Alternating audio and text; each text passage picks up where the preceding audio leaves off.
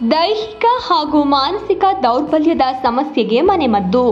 ದೇಹದಲ್ಲಿ ಪೌಷ್ಟಿಕಾಂಶಗಳ ಕೊರತೆ ಅಥವಾ ಯಾವುದೇ ಕಾಯಿಲೆಯಿಂದ ಉಂಟಾಗುವ ಮಾನಸಿಕ ಮತ್ತು ದೈಹಿಕ ಶಕ್ತಿಯ ಕೊರತೆಯಿಂದಾಗಿ ದೌರ್ಬಲ್ಯ ಬರುತ್ತದೆ.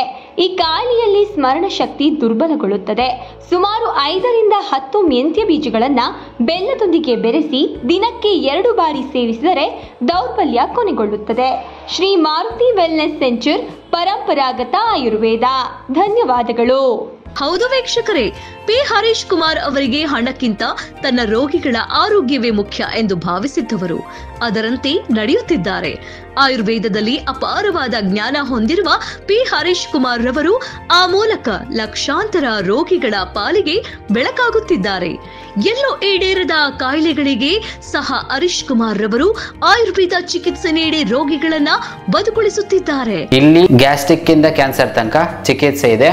ಪ್ಲಸ್ ನಿಮಗೆ ಕನ್ಸಲ್ಟೇಷನ್ ಫೀಸ್ ಇರಲ್ಲ, ಮಸಾಜ್ ಫ್ರೀ ಇರುತ್ತೆ.